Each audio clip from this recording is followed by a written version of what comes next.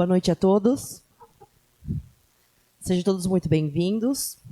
Vamos, neste momento, acalmar nossa mente, manter o silêncio, elevar nossos pensamentos ao nosso amado Mestre Jesus, à espiritualidade maior, aos amigos espíritos benfeitores. Vamos agradecer por mais este dia, por mais esta oportunidade de estarmos todos aqui reunidos em busca de luz, de conhecimento, de sabedoria e de cura. Que nessa noite o imenso amor de Jesus possa envolver todos os corações aqui presentes, eliminando doenças, sentimentos de tristeza, desânimo, raiva, mágoa, permanecendo apenas sentimentos de alegria, de felicidade, de fé, de coragem, de amor e de paz. Que esse amor envolva a todas as famílias necessitadas, a todos os enfermos, a todas as pessoas que se encontram em depressão, que perderam a fé, que desanimaram da vida. Que essa luz possa envolver a todos. Que assim seja.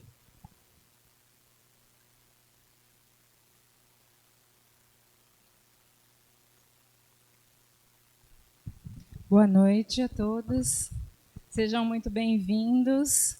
Antes de nós começarmos o Evangelho na noite, tem 2 avisos. Um é que ao final dos passes nós teremos a nossa vibração da primeira semana, a vibração por nossa casa. Então eu convido a todos, quem puder participar, ficar para nos auxiliar e auxiliar ao plano espiritual por esta casa maravilhosa que nos agasalha.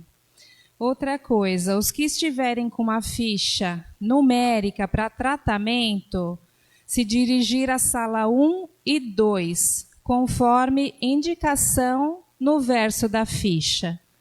No verso da ficha está marcado qual é a sala que vocês têm que se dirigir. Hoje nós vamos conversar um pouquinho sobre uma passagem do Evangelho de Jesus. É a Bodas de Caná. É uma passagem muito conhecida, é aquela passagem em que Jesus e sua mãe vão a um casamento e Jesus faz o seu primeiro milagre, que é transformar a água em vinho. Essa passagem está no Evangelho de João, no capítulo 2, de 1 a 12. Quando nós pensamos em bodas o que é? Um casamento. Então Jesus foi convidado a ir a um casamento em Caná. Caná era uma cidade muito próxima de Nazaré.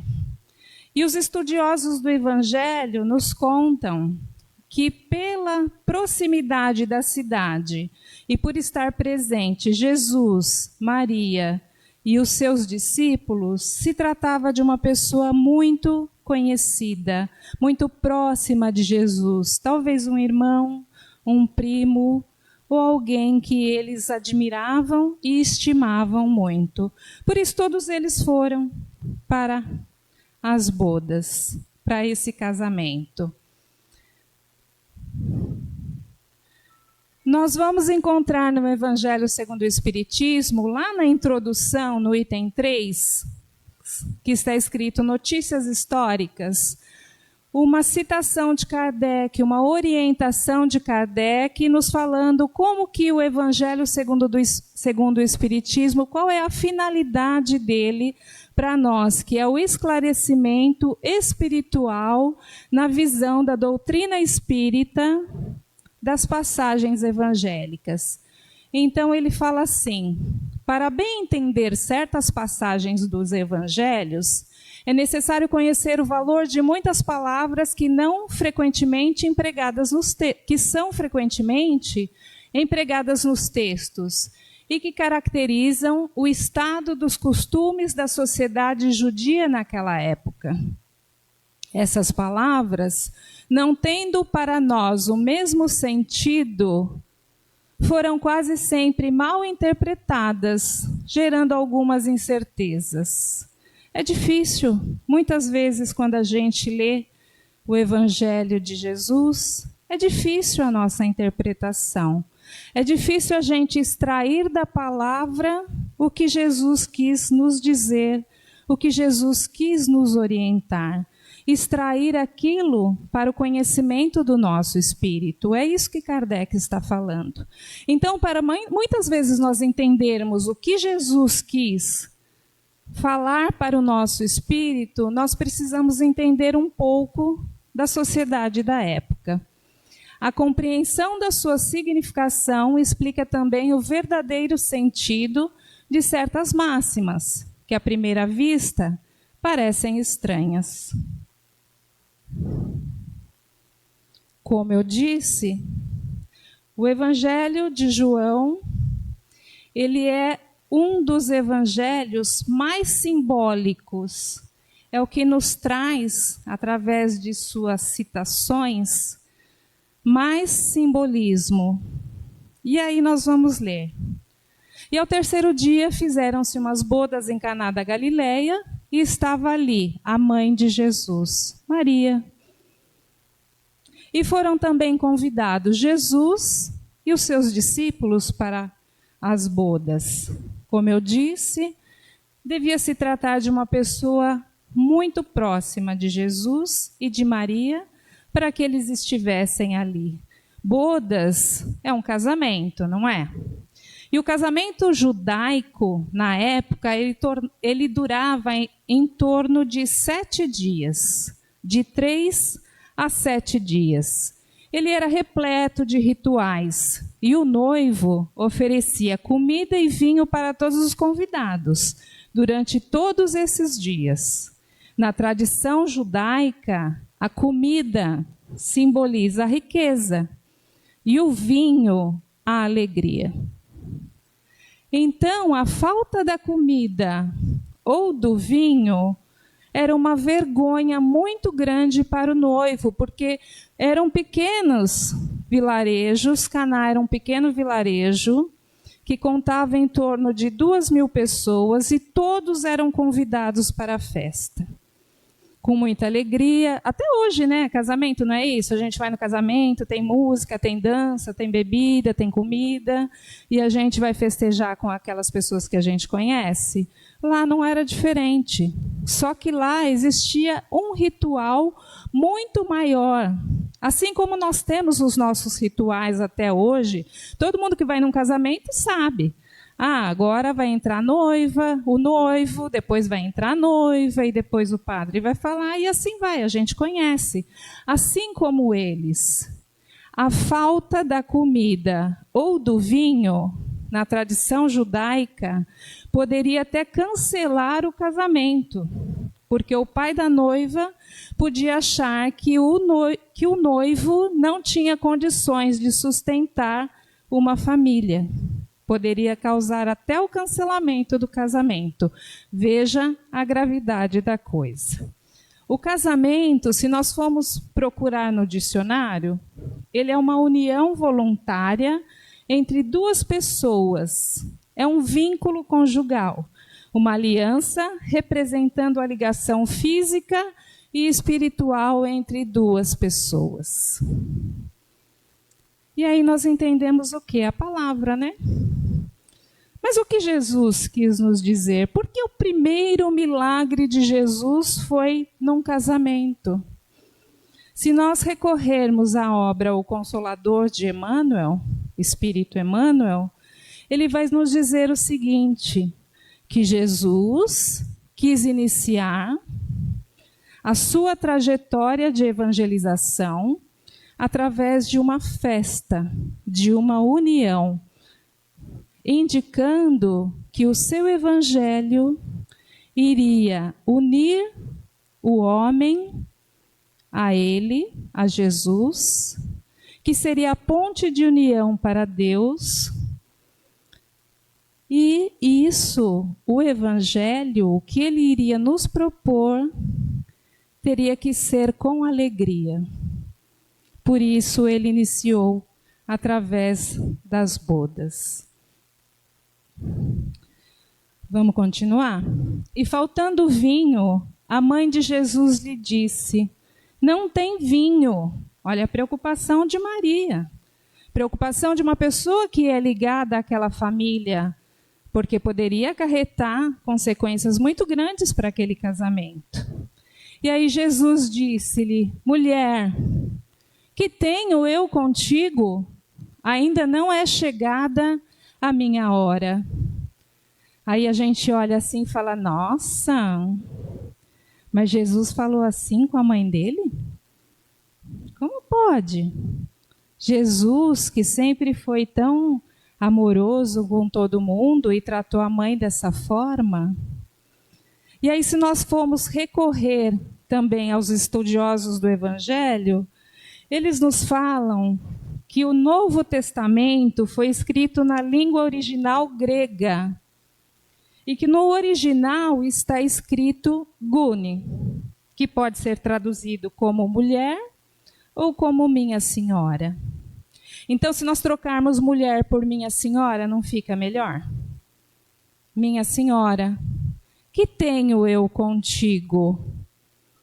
Por que Jesus fala desta forma com Maria? Porque o que tenho eu contigo ainda não é chegada a minha hora. Se nós pensarmos que Maria, ela criou Jesus, ela amamentou Jesus, ela o educou, ela acompanhou a sua vida. Então ela e José sabiam exatamente a grandeza espiritual de Jesus, de seu filho. E nós temos muitos indícios falando que Jesus deve ter feito muitas coisas antes da sua vida pública, que Maria e José tinham a certeza que ele realmente era uma pessoa extremamente diferenciada e o enviado de Deus que o anjo Gabriel tinha lhe dito. Ele fala: o que tenho eu contigo? Por quê?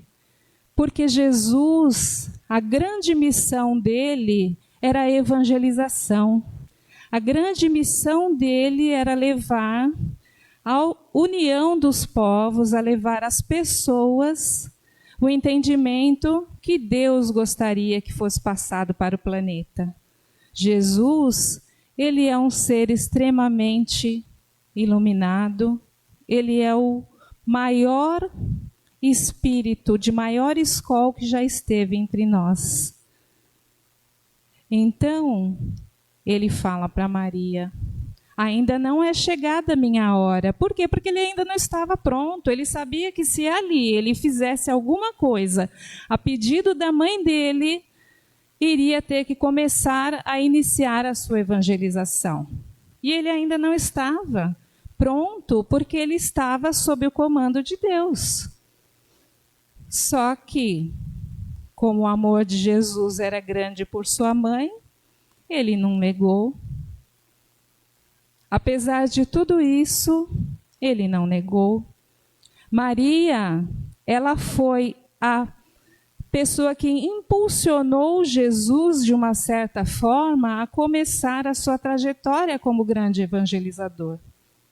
Ela, em todos os outros que a gente verifica que ela está ao lado de Jesus, em todas as outras passagens que ela está presente, nós verificamos que ela tem uma intercessão muito grande na vida de Jesus. Ele a escuta demais, ele a ama demais, e ela é como se fosse um esteio para ele, desde o seu nascimento até a sua morte, porque quando ele estava crucificado, era ela que estava ali aos pés da cruz. Então, Maria fez o quê? Olhou, sabia do potencial de Jesus, falou para os empregados, que seriam os garçons ali da festa, né? Fazei tudo quanto ele vos disser. Olha isso. O Evangelho de Jesus está repleto de orientações morais, repleto de orientações de amorosidade, repleto de orientações de como nós podemos nos reformar intimamente. E isso o plano espiritual nos pede constantemente. A doutrina espírita também nos fala que nós renascemos para nos melhorar, para progredir espiritualmente. Então, fazei tudo quanto ele vos disser. Aí eu fiquei pensando, eu faço? Será que eu faço? Ainda não faço tudo o que ele nos orientou. Eu ainda preciso progredir muito para entender a grandeza dos ensinamentos de Jesus, mas além disso, colocar em prática. Nós precisamos colocar em prática aquilo que Jesus nos orienta nos evangelhos.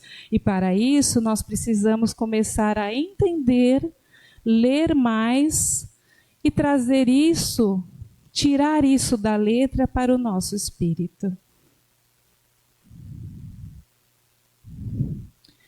Vamos continuar? E estavam ali postas 6 talhas de pedra para a purificação dos judeus. E em cada uma cabiam 2 ou 3 metretas. 6 talhas de pedra. O que são talhas? São jarros.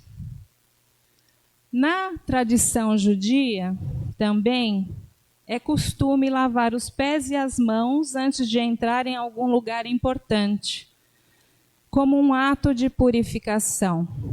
Então, toda casa judia tinha uma talha de pedra, que era colocado água, e isso simbolizava purificação. Quando eles faziam o ato de lavar pés e mãos, eles se purificavam. O que é metreta?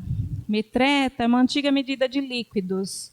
Uma metreta equivalia a cerca de 40 litros. Foi transformado, se a gente fizer umas contas rápidas aí, né, cabia 2 ou 3 metretas, 6 talhas de pedra. Jesus transformou mais ou menos 600 litros de água em vinho. Não é pouco, né, gente? É muita coisa, né? E segundo Allan Kardec, no capítulo 15 e 16 da Gênese, no livro que faz parte da codificação espírita, essa transformação de água em vinho ocorreu o fenômeno da transmutação. O que é isso? Transmutação é transformar uma matéria em outra, que no caso foi, nesse caso de água em vinho, foi uma transformação química através de manipulação de fluidos, capaz de rearranjar as moléculas de carbono, hidrogênio e oxigênio da água para transformá-la em álcool etílico. A química explica isso.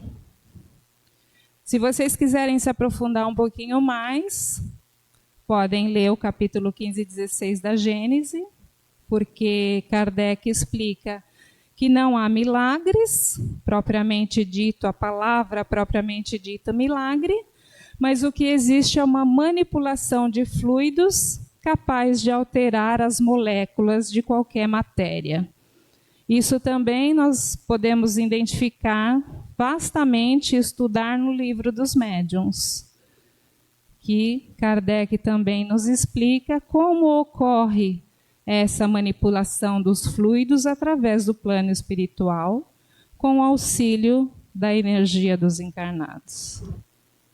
Também podem, se alguém quiser se aprofundar, também pode perguntar lá. E aí disse-lhe Jesus: enchei de água essas talhas. E encheram-nas até em cima. 600 litros, lembram? Mais ou menos. E disse-lhes: tirai agora e levai ao mestre-sala. E levaram. O que é mestre-sala? O mestre-sala na época era aquele que coordenava tudo no casamento. Sabe quando a gente contrata uma equipe de cerimonial hoje em dia? É o mestre-sala. Tirai e levai ao mestre-sala. E logo que o mestre-sala provou a água feita o vinho, não sabendo de onde viera, se bem que o sabiam os empregados, mas eles ficaram quietinhos, né? Que tinham tirado a água, chamou o mestre-sala ao noivo. E disse-lhe: todo homem põe primeiro o vinho bom, e quando já beberam fartamente, então o inferior. Mas tu guardaste até agora o bom vinho. Por que o mestre Sala falou isso? Porque como eram muitos dias de festa, geralmente o noivo oferecia um vinho de melhor qualidade, e quando você bebe demais alguma bebida alcoólica, a sua degustação fica prejudicada. Então você não sente mais, depois de uma determinada hora que você bebeu demais, se aquilo, você não tem condição de verificar se aquilo está bom ou não. Para você fica tudo mais ou menos igual.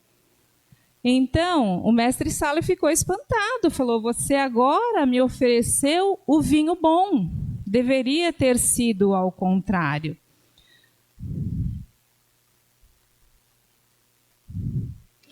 E aí, dessa forma, Jesus principiou assim os seus sinais em Caná da Galileia e manifestou a sua glória, e seus discípulos creram nele.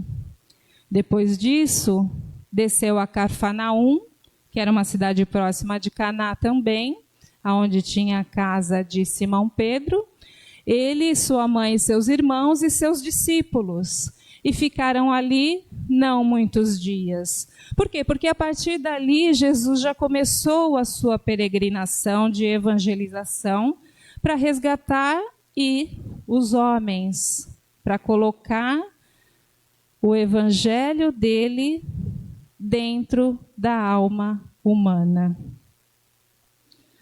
Quando nós pensamos nessa passagem, a gente fica analisando, né?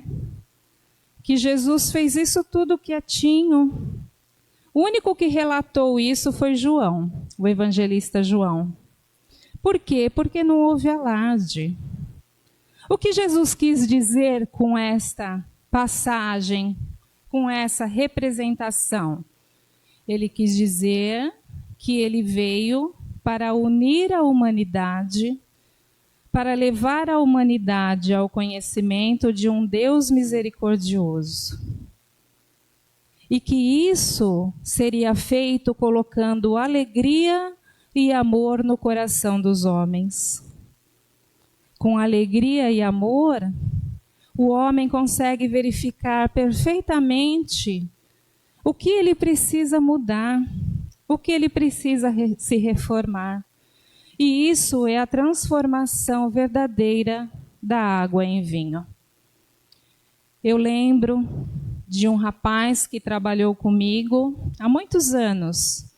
Esse rapaz era uma metalúrgica, esse rapaz era o melhor metalúrgico da empresa, era aqueles tornos mecânicos ainda, e ele fazia umas peças fantásticas. Era um rapaz tímido, um rapaz que pouco falava e trabalhava o tempo todo que estava ali. Mas ele tinha um problema. Quando ele recebia o salário dele, ele gastava todo o seu salário em bebida. Todo, ele não via para casa com um tostão. Eu era responsável por pagar os funcionários dentro da metalúrgica. E toda vez que eu entregava o envelope, na época era um envelope com dinheiro, eu falava para ele: não faça isso. Você é uma pessoa tão inteligente, uma pessoa que tem uma vida inteira pela frente. Ele olhava, analisava, não falava nada. Pegava o salário, no outro dia eu perguntava para o encarregado: ele veio trabalhar? Não. A mãe dele ligou para os amigos dele porque ele estava caído na sarjeta, totalmente alcoolizado. E assim foram durante muito, muito tempo. Toda vez eu falava para ele, assim como o chefe dele também falava, mas ele não conseguia. Assim que ele tinha posse do dinheiro, ele corria e fazia da mesma forma. E aí, às vezes ele caía na sarjeta, mas às vezes ele chegava em casa e quebrava tudo.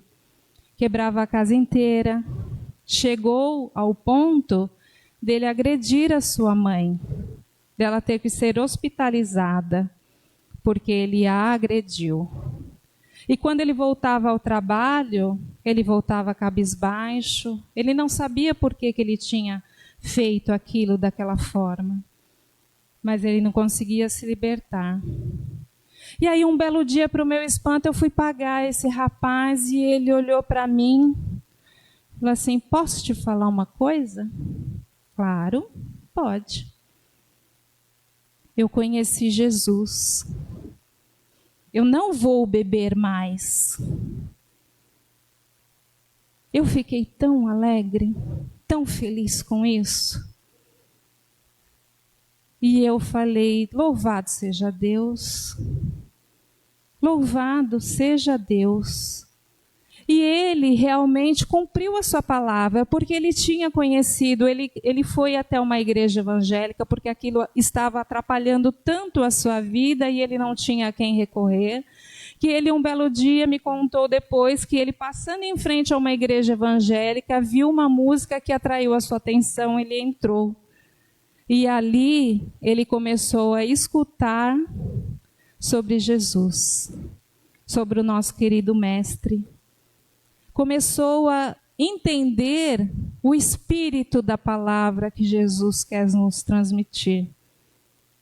E assim foi. Ele nunca mais bebeu. E ele um dia, muito feliz, veio me entregar um convite de casamento. Que ele tinha encontrado uma moça lá na igreja e ele ia se casar. Eu fiz questão de ir no casamento. Questão. E muita alegria, muita felicidade, muita satisfação brotava dos olhos daquele rapaz. Era uma felicidade tão imensa. Por quê? Porque ele havia conhecido Jesus. Essa é a verdadeira transformação da água em vinho. É isso que Jesus espera de nós, que nós possamos reconhecer aquilo que precisamos modificar, a nossa verdadeira transformação. É isso, o ensinamento de Jesus é esse, que precisamos sim continuar com as nossas lutas diárias, todos nós teremos os nossos problemas, teremos problemas no casamento, teremos problema no emprego, teremos problema na comunidade que vivemos, mas nós precisamos interiorizar o que Jesus quis nos passar. Nós precisamos analisar e realmente nos transformar, promover a reforma íntima, que os nossos amigos espirituais tanto nos exemplificam e nos orientam. Porque nós nascemos para isso, meus amigos. Nós nascemos para nos unir a Jesus. Nós nascemos para sermos felizes. Nós nascemos para nos transformarmos. A nossa encarnação é para isso. É para que a gente possa ressarcir os débitos do passado e fazer melhor. E para isso nós precisamos identificar sinceramente aquilo que precisamos transformar em nós. E aliado à fé, ao amor de Jesus e ao entendimento dos seus ensinamentos, tudo fica mais fácil. É isso que Jesus espera de nós, é isso que Jesus quis nos passar nessa parábola que eu acho uma das mais bonitas, porque ela indica a coragem de Jesus no início da sua evangelização. Ele sabia tudo o que ele ia passar, ele já sabia o que ele ia ter que enfrentar perante os homens, e mesmo assim, ele fez tudo isso por amor a todos nós. Que Jesus, em sua infinita bondade, derrame seu amor sobre cada um de nós nesse instante e nos toque com a sua energia para nos transformar, transformar o nosso coração da água para o vinho. Muito obrigada.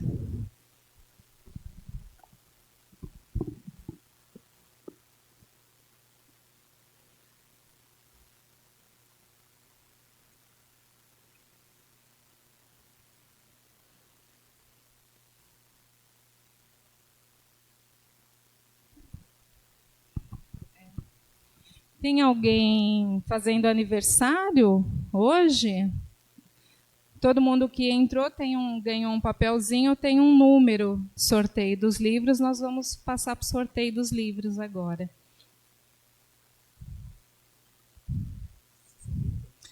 Número 63.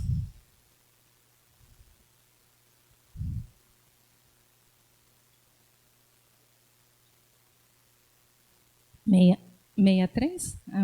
Pode falar o outro. Número 50.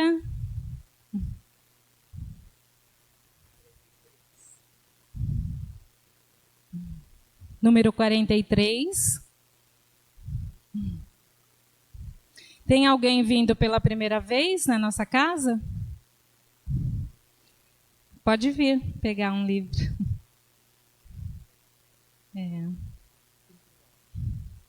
E o número 39, está aí?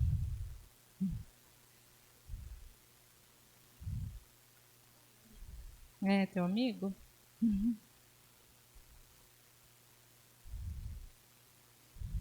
Uhum. Só reiterando os avisos, após os passes, nós temos a nossa vibração pela casa. Quem puder ficar, nós agradecemos.